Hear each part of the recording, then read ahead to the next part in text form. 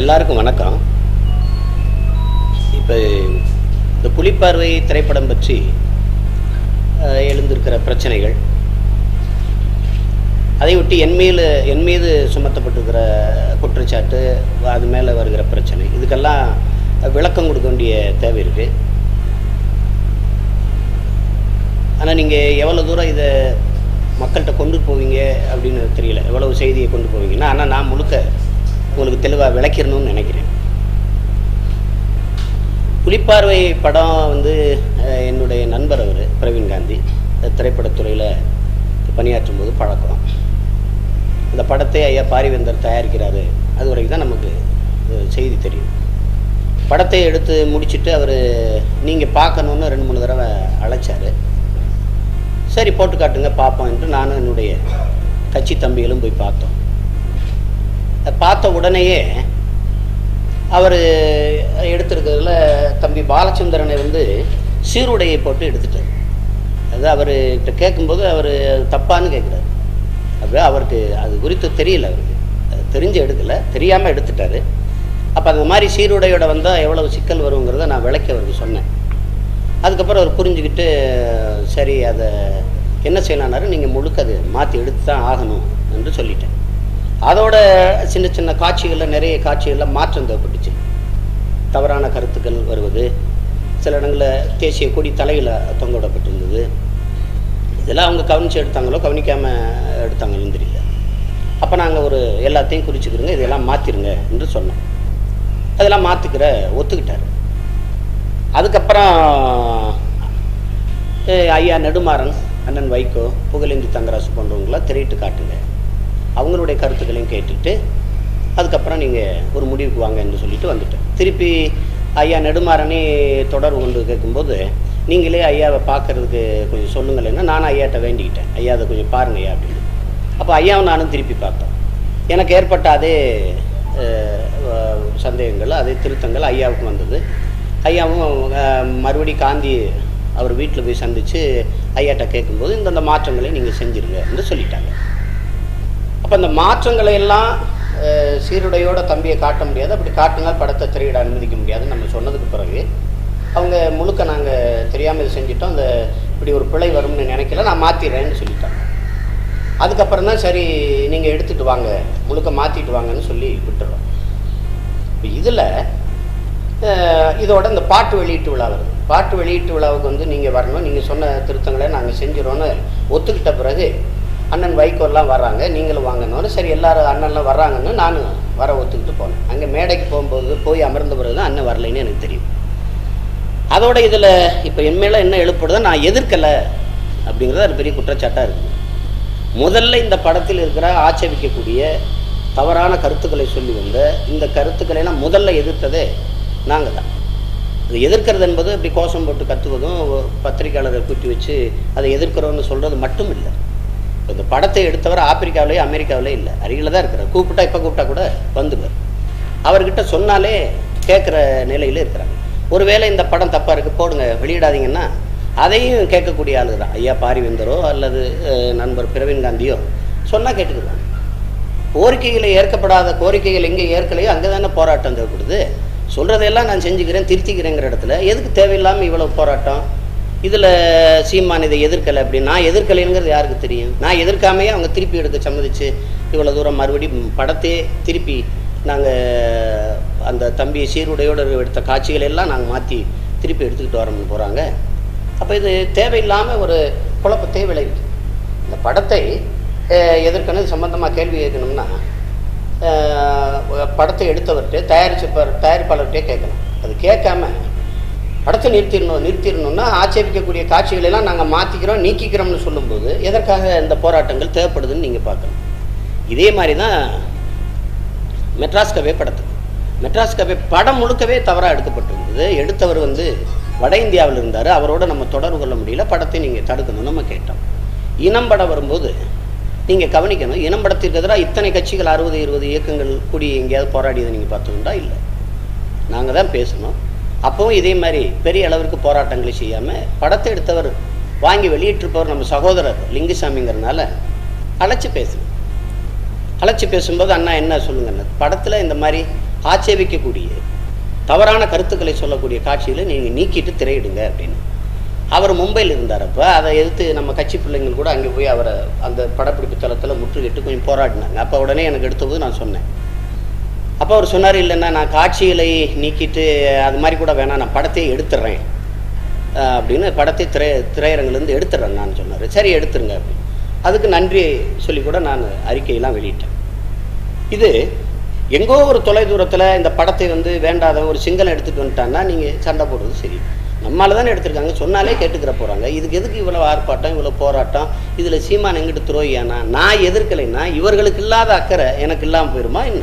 இவர்களுக்கு இருக்கிற அக்கறை இப்போ என்னை விட இதில் ரொம்ப அக்கறையாளர்களா என்ன? பாலச்சந்திரன் ஒரு என் தம்பியை சீருடையோட படத்தில் காட்டுறதுக்கு அனுமதிச்சிருவேனா என்ன? அப்போ இதை தேவையில்லாமல் ஏதோ அவர் எதிர்க்காத மாதிரி அமைதியாக இருக்கிற மாதிரியும் சொல்லிட்டேன். மாற்றி எடுத்துகிட்டு காட்டுறேன்னு இருக்காரு. அதுக்கப்புறம் மாற்றி எடுத்துகிட்டு காட்டலைன்னா தானே நம்ம சண்டை போடணும், படத்தை வெளியிடாதீங்கன்னு தகராறு பண்ணணும். அப்போ இது தேவையில்லாத ஒரு குழப்பம். ஏன் இது வருது அப்படின்னு நீங்கள் நுட்பமாக பார்க்கணும். எப்பவுமே திரைப்படத்தை எதிர்த்து பேசுனா ஒரு புகழ் வெளிச்சம் வருது. நீங்களே பார்க்குறீங்க. சண்டியர்னு ஒரு பேரை வச்சு மதிப்பிற்குரிய ஐயா கமலஹாசன் அவர்கள் நடிக்கும்போது எவ்வளவு எதிர்ப்பை சந்திச்சாருன்னு நீங்கள் பார்க்குறீங்க. அதே சண்டியர்னு இப்போ பேர் படம் விடுது. ஏன் யாருமே எதிர்க்கல? ஏன்னா அதில் நடித்தவர் கமலஹாசன், இதில் நடித்தவர் யாருன்னே தெரியாது. அப்போ எது ஒரு எதையோட மோதினால் ஒரு இது வருதோ, அது பிரச்சனையாகுதோ, அது வெளிச்சம் வருமோ, ஊடக வெளிச்சம், அதை ஒரு பிரச்சனையாக்கிக்கிறது அப்படின்னா இது எப்படி ஏற்கிறது? அப்போ இது தேவையற்ற போராட்டமாக தான் நான் பார்க்குறேன். இதில் நான் இதை எதிர்க்கலை, இந்த படத்தை ஆதரிக்கிறேங்கிறது சுத்த போய். இந்த படத்தில் இவ்வளவு திருத்தங்களை சொல்லியிருக்கேன். பிரவீன் காந்தி கிட்ட கேளுங்க, எழுதி கொடுத்துருக்கேன். இதை தான் நீங்கள் மாற்றணும், உரையாடலில் இதை மாற்றணும், காட்சியில் இதை மாற்றணும், உடையில் இதை மாற்றணும். அவ்வளவையும் நான் எடுத்துகிட்டு திருப்பி போட்டு காட்டுறேன்னு சொல்லியிருக்காரு. இதுக்குள்ளே எதுக்கு இவ்வளோ போராட்டம்? இதில் எங்கே சீமான் துரோகி ஆகிப்போனா? இவ்வளோ காலம் எங்கே இருந்தாங்க இவங்கெல்லாம்? இப்போ இது அர்த்தமற்ற வேலை. அதோட மாணவர்களை நாங்கள் நாம் தமிழர் கட்சி தாக்கிட்டோங்கிறது பட்டமான ஒரு பொய் பரப்புறோம். இது தாக்குறது இந்த மாதிரி வேலைகள் எல்லாம் அந்த இந்த என்ன சொல்கிறது, இந்த காலித்தன வேலைகள்லாம் எங்கள் கட்சிக்கும் இல்லை, அந்த கட்சி பிள்ளைகளுக்கும் பழக்கம் இல்லை. மேடையில் எல்லாரும் உட்கார்ந்துருக்குறாங்க. நான் போனது ஏன் போனேன்னு கேட்குறாங்க. அது மாணவர்கள் எப்படி வந்தாங்களோ அப்படி தான் நான் வந்தேன். அந்த அழைப்புதலில் லயாலா கல்லூரி மாணவர்கள்னு போட்டிருக்கு, அவங்களும் உள்ளே வந்திருக்கிறாங்க. அதே போல் நான் வந்திருக்கேன். ஒரே வித்தியாசம், நான் மேடையில் இருக்கேன், அவங்க கீழே இருக்கிறாங்க. அவங்க சத்தம் போடும்போது மத்திய அமைச்சர் இருக்கிறனால காவல்துறை உடனே அப்புறப்படுத்தி வெளியில் கூட்டிகிட்டு போயிருக்கு. அங்கே என்ன நடந்ததுன்னு நமக்கு தெரியாது. அப்புறம் தாக்கும்போது வேடிக்கை பார்த்துருந்தாரு, சலனம் இல்லாமல் தண்ணி குடிச்சிட்டு இருந்தார். இதெல்லாம் சுத்த அயோக்கியத்தனம். இதெல்லாம் பச்சை போய் பரப்புறேன். என்னமோ நான் ஒரு பெரிய நம்பியார், இது வில்லன் மாதிரி அப்படி நரநரன்னு அப்படி நரமாமிசம் சாப்பிட்ற மாதிரி காட்டுறதெல்லாம் தேவையற்றது. அப்போ அந்த மாணவர்கள் தாக்கப்பட்டதில் எனக்குன்னு மகிழ்ச்சியாக வருமா? அவங்களாம் என் தம்பியை தானே, என் மூலம் உணர்வு பெற்று இந்த களத்துக்கு வந்த பிள்ளைங்க தானே. செம்பியன்லாம் நம்ம கட்சியில் இருந்த பிள்ளை தான். நாம் தமிழர் கட்சி தாக்குனா எல்லா கட்சியில் இருக்க தம்பியிலையும் தெரியுமே, இவங்க தாக்குனாங்கன்னு சொல்லுங்க பார்ப்போம். அப்போ மொட்டையை நாம் தமிழர் கட்சி தாக்கிடுச்சு அப்படின்னு ஒரு பரப்புரை. இதை நாங்கள் பொறுக்கிகள் பொறி காவாலிப்பில் கூட்டம் போலவும் காட்டுற ஒரு போக்கு, அதை ஏற்க முடியாது. இது சுத்த ஒரு பொய் பரப்புரை. அப்படி எங்கள் கட்சி தம்பிகள் யாராவது தாக்குனான்னா ஒரு 2 பேர் பேரை சொல்லுவேன். அப்படி யாரையும் சொல்ல முடியாது. ஏன்னா அரங்கத்தை விட்டு எங்கள் பிள்ளைகள் அசையலை. அப்போ இது தேவையற்ற ஒரு பரப்புரை. இது உலகம் முழுமைக்கும் இருக்கிற என் தாய் தமிழ் உறவுகள் முதல்ல ஒன்றை புரிஞ்சுக்கணும். யார் என்ன சொன்னாலும் ஆராயாமல் அதை பேசுறது, அதை சொல்கிறது தப்பு. இவ்வளோ பேர் அவங்க பேசுகிறதான் கேட்டாங்களே, யாராவது ஒருத்தர் என்கிட்ட எடுத்து என்ன நடந்திருக்கு, அந்த படத்தில் என்ன இருக்குதுன்னு யாருமே கேட்கல. ஏன் கேட்கல? அப்போ இவ்வளோ பெரிய தலைவர் ஐயா நெடுமாறன் இருக்கிறார், அவரையும் ஒரு அறிக்கை இல்லை, நான் ஏன் செய்யலை? இப்போ அண்ணன் வைகோ ஏன் சொல்லலை? சொன்னால் தெரியும். பச்சைமுத்துங்கிறவர் என்னை விட ஐயா பாரிவேந்தர் அவர்கள் அண்ணன் வைகோவுக்கு மிக நெருக்கம். ஐயா நெடுமாறன் மீது அவ்வளவு மதிப்பு வச்சிருக்கிறாரு. ஐயா சொன்னால் படத்தை வெளியிடாதீங்க தம்பின்னா வெளியிடாம விட்டுருவாரு. இதுக்கு எதுக்கு போராட்டம்? எதுக்கு இவ்வளோ ஆர்ப்பாட்டம், இவ்வளோ கூச்சல், இவ்வளவு அனைத்து இயக்கங்கள் 60-100 இயக்கங்கள் சேர்ந்துட்டு ஒரு பெரிய இது மாதிரி? இலங்கையில் இராணுவ கருத்தரங்கு நடக்குது, அதில் போய் ஒரு இந்திய தலைவர் பங்கேற்றா, அந்த இராணுவத்தின் பெருமையை பேசுகிற இடத்துல போய் பங்கேற்றா, அந்த இராணுவ இனப்படுகொலை செய்த இராணுவம் என்பதை நிரூபிக்க முடியாது சர்வதேசத்தில். அங்கே போய் ஒருத்தர் பங்கேற்று பேசிட்டு இருக்கிறார், அதை தடுக்க ஒருத்தரும் வரல. இப்போ இதுதான் பெரிய விஷயமா? அப்போ இது தேவையற்ற நேர விரயம், திறன் விரயம், மன உளைச்சல், இது தேவையற்ற சிக்கல். இதுதான் இந்த சகோதர யுத்தம்ங்கிறது சொல்கிறாங்களே அடிக்கடி. ஐயா கலைஞர் சொல்வார், சகோதர யுத்தத்தில் விழுந்துட்டீங்க, சகோதர யுத்தம். இந்த யுத்தம் தான் இருக்கிற எல்லா தமிழனையும் பகையாளி ஆக்கிட்டு யாரை வச்சுக்கிட்டு போராட்டத்தை முன்னேற்றுறது? அப்போ இது என்னையை பொறுத்தவரை இந்த போராட்டம் தேவையற்றது. படம் நம்ம சொன்ன திருத்தங்களை செய்து எல்லாருக்கும் காட்டும்போது சரியாக இருந்தால் திரையிடாமல் இருக்கணும், இல்லைன்னா வேணாம்னா வெளியிடாமல் இருந்துட போகிறாங்க. அது வரைக்கும் பொறுத்து இருக்கணும். சும்மா தேவையற்ற குழப்பங்களை செய்வது, ஆளாளுக்கு இவர் துரோகி, இவர் நல்லவர், இவர் இப்படின்னு பேசிட்டு இருக்கிறதெல்லாம் அவசியமற்றதுன்னு நான் நினைக்கிறேன். வேறு ஏதாவது கேள்வி இருந்தால் நீங்கள் கேளுங்க. இல்லை, படம் முதல்ல எனக்கு 2 முறை போட்டு கட்டிட்டாரு. முதல் முறை பார்க்கும்போது சில திருத்தங்கள் சொன்னேன். 2வது முறை பார்க்கும்போது அப்போ நுட்பமாக வசனங்களில் சில மாற்றங்கள் தேவைப்பட்டுச்சு, அதை சொன்னேன். அதை ஐயாவும் சில திருத்தங்கள் சொன்னாங்க. அதை நாங்கள் செஞ்சுட்டு திருப்பி காட்டுறோம்னு சொல்லும்போது அப்புறம் நம்ம போய் சண்டையிட்டு போராடி படத்தை நிறுத்துன்னு சொல்ல வேண்டியது. என்னையை பொறுத்தவரை புலிப்பார்வைங்கிற படத்தை எடுத்த தயாரிப்பாளர் இயக்குனருக்கு எங்கள் போராட்டங்களை கொச்சைப்படுத்திடணும், இந்த இன விடுதலை போராட்டத்தை வேறு மாதிரி தவறாக சித்தரித்து எடுக்கணுங்கிற நோக்கம் இல்லை.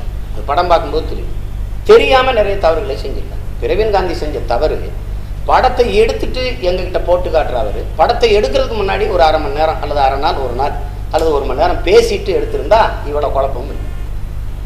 அதை எடுக்கலை, அதுதான் பிரச்சனை. இப்போ அதில் அவர் என்னென்ன மாற்றம் சொல்கிறீங்களோ அதெல்லாம் நான் எடுத்துக்கிட்டு திருப்பி போட்டு காட்டுறேன் போது என்னையை பொறுத்தவரை அந்த படம் தடுத்து நிறுத்த வேண்டிய படம் இல்லை, சொல்லி திருத்த வேண்டிய படம், திருத்தி அதை கொண்டு வர வேண்டிய படம். அதை முடக்கி போடுறதுனால ஒரு வெற்றி இதில் இருக்க போகிறது இல்லை. இல்லை, முதல்ல பெரிய அதில் இருக்கிற சிக்கலை தம்பியை சீருடையோட காட்டினது. அவர் போராளி இல்லை, அவர் பள்ளி மாணவர். இவர் என்ன நினச்சிக்கார், ஒரு இயக்குனராக ஒரு பெரிய வீரமிக்க தலைவனின் மகன், அவர் வீரனை காட்டணும் அப்படின்ட்டு படம் முழுக்க சீருடையை போட்டுவிட்டார். அது தப்பு. அவருக்கு ஒருபோதும் போராளியாக இருந்ததில்லை. அது சார்ல்ஸ் ஆண்டனி தான் போராளியை ஒழிய, தம்பி மூத்த தம்பி தான் போராளியை ஒழிய, இளைவர் இவர் படிச்சுக்கிட்டு இருந்த பிள்ளை. அவர் அதை தெரியாமல் எடுத்துட்டார்.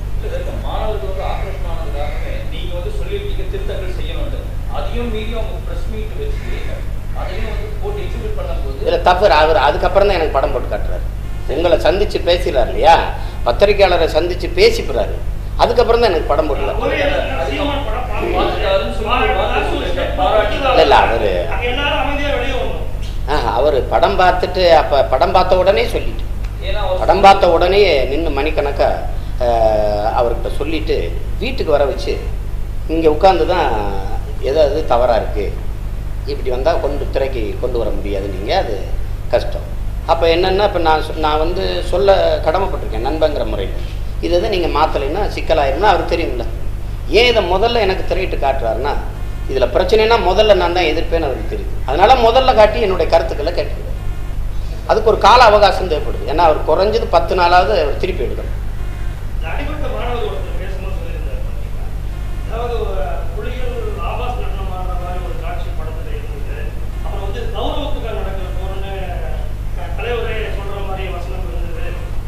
இல்லை, நீங்கள் அதையெல்லாம் எப்படி நான் அனுமதிப்பேன்னு நீங்கள் நினைக்கிறீங்க? பார்க்கும்போது அவர் எடுத்திருக்கிறாரு. அதையெல்லாம் அவங்க எனக்கு தெரியாமலே முதல்ல தம்பி சீருடையை போட்டு முன்னோட்டம்லாம் வெளியிட்டுட்டாங்க. அது யூடியூப்ங்கிற வலைத்தளத்தில் வந்துருச்சு. வந்த பிறகு தான் உலகம் பூரா எடுத்து தம்பிகள் என்கிட்ட பேசுகிறாங்க. பேசும்போது பார்த்துக்கலாம் விடு அப்படிங்கிறாங்க. அப்போ பார்த்துன்னு உடனே விட்டு சொல்லிட்டேன், எல்லாம் தூக்கிடுங்க அப்படின்னு. இதெல்லாம் விட கொடுமை நடக்குது. இந்த பேர் எடுத்த படத்தில் இருக்க அந்த புகைப்படம் இருக்கு பாருங்க, அதை எடுத்து சிங்கள தெருவா விட்டுட்டான் பாருங்க. இந்த பாருங்க, அவர் குழந்தை போறாரு, புரியுதா? அது தெரியாமல் நடந்துருச்சு. அதை இப்போ திருத்தி இந்த படத்தை அவர் செய்யணும். அது அவருக்கு அதுக்கு வருத்தம் தெரிவிப்பார். அவர் அது இப்போ அட்டையிலே முதல் அட்டையிலே போடுறேன்னு இருக்காரு. அதெல்லாம் எதுப்பா படம் முழுக்க எப்படின்னா அவருக்கு அழைத்து கொண்டு வச்சுருக்காங்க பாருங்க. அந்த இடத்துல அவர் வெறுமையிலோட இருக்காரு பாருங்க. அது வரைக்கும் அவர் சீருடையோட எடுத்துட்டார். படம் முழுக்கன்னா இன்னும் ஒரு 15 காட்சி வச்சுக்கிறீங்களேன், ஒரு 20 காட்சி வச்சுக்கிறீங்க. இது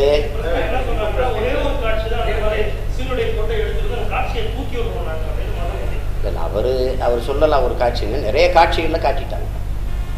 அவர் திருப்பி எடுக்கிறங்கும் போது ஒரு காட்சின்னா 100 காட்சி என்ன, நமக்கு வரும்போது திரையில் வரும்போது சீருடையோட வரக்கூடாது. நாம் சொல்லி இருக்கிற மாற்றங்களோடு படம் வரணும். இல்லைன்னா நம்ம படத்தை வெளியிடாதீங்கன்னா அதுக்கு போராட்டம் தேவையில்லை. சொன்னாலே கேட்டுக்கிட்டு சரி வேணாம் விட்டுருங்க அப்படி.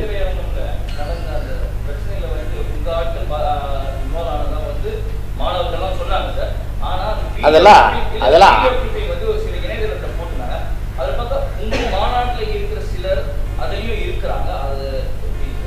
ஒருபோதும் அது கிடையாது. நம்ம இப்போ பசங்க அந்த மாதிரி செய்கிற ஆளுகளும் கிடையாது.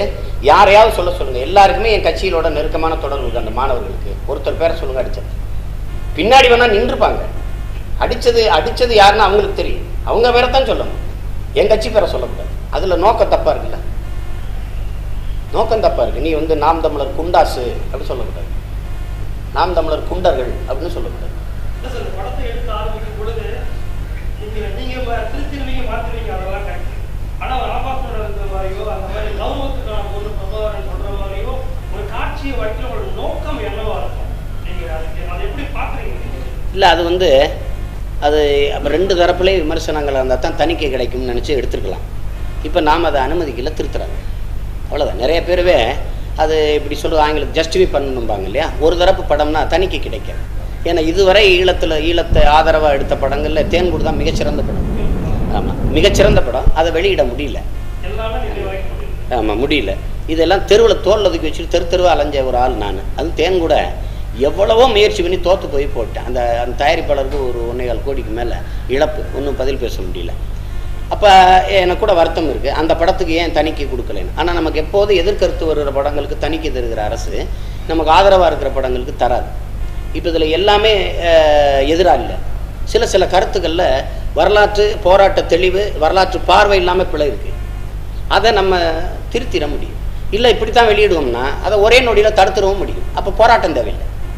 நான் சொல்கிறது உங்களுக்கு விளங்குதுன்னு நினைக்கிறேன். இப்போ நேரம் எங்கள் ஐயாட்ட போய் பச்சை ஐயாட்ட, ஐயா படம் தப்பாக இருக்குது வெளியிடாதீங்க ஐயா, சரிப்பா இன்னும் போட்டு. அவருக்கு இது ஒரு பெரிய இது இல்லை. ஆமாம், அது வந்து பொய் தானே. பாலச்சந்திரன் இல்லை ஒரு படத்தில் தவறாக சித்தரிக்கப்பட்டதுன்னு தெரியும் போது சர்வதேச சமூகத்துக்கிட்ட இது போய் எடுத்துகிட்டு போய் அவங்க பேச முடியும்.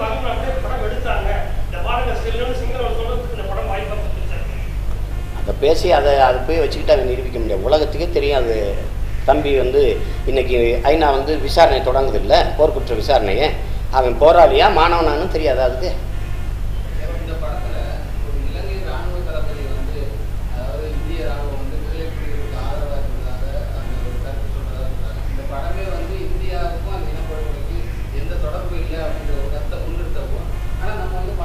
அதான் நீங்கள் ஒன்று பார்க்கணும். ஒரு திரைப்படத்தில் இப்போ வந்து உங்களுக்கு தெரியும் வெளிப்படையாக சில விஷயங்களே பேச முடியாது. பாலச்சந்திரனை இலங்கை இராணுவம் பிடிச்சி வச்சுக்கிறது. இந்தியாவில் இருக்கிற பெரிய பெரிய தலைவர்களுக்கு சொல்லப்படுது. பிரபாகரன் குடும்பத்தில் ஒருத்தர் கூட உயிரோடு வைக்காதீங்க, கொன்றுங்கன்னு சொன்ன ஆள் யாருன்னு எனக்கு தெரியும். இப்போ அந்த ஆள் பேரை சொல்லி படத்தை எடுத்துட முடியுமா? இந்தியா தான் போரை பின்னின்று நடத்துச்சுங்கிறதுல படத்தில் ஏன் சொல்லணும்? உலகத்துக்கே தெரியும், ஒவ்வொருத்தருக்கும் தெரியும். அதை இந்தியா தான் படத்தை போற பின்னின்று எடுத்துச்சுன்னா இந்த படம் எப்படி தணிக்கையாகி வெளியிட வரும்?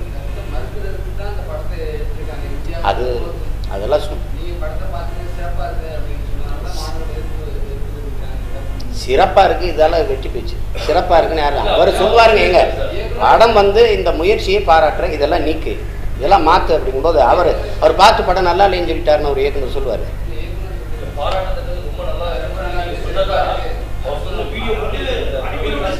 அது சொல்லுவாங்க. இப்போ நீங்கள் எப்படி சொல்லுவீங்க? ஒரு இயக்குனர் போய் எப்படி சொல்லுவார்? சீமான் படத்தை பார்த்து திட்டாருன்னு சொல்லுவார். படம் பார்த்து இந்த முயற்சி பாராட்டுக்குரியது அப்படி வேணா சொல்லியிருப்பேன். முயற்சி நீங்கள் இப்படி ஒரு படம் எடுக்கணும்னு முயற்சிச்சது இப்போ பாராட்டுக்குரியதுன்னு சொல்லியிருக்கேன். படம் பாராட்டுக்குரியதானா மொத்தமாக எடுத்து சரி பண்ணி காட்டும்போது அது வர்றதா இல்லையான்னு முடிவு எடுக்க முடியும். இப்போ அதை பற்றி பேசுறதுக்கு இல்லை.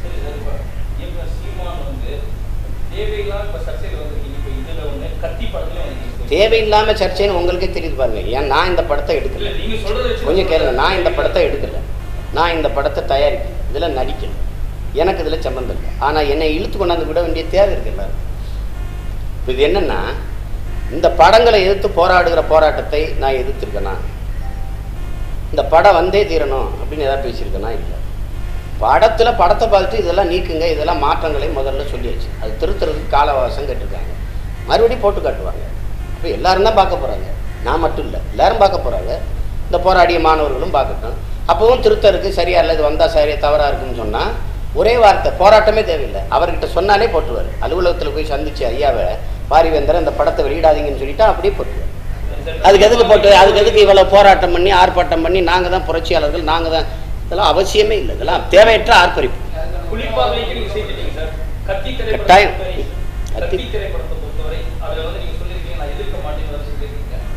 அது அவசியம் இல்லைன்னு நான் நினைக்கிறேன்.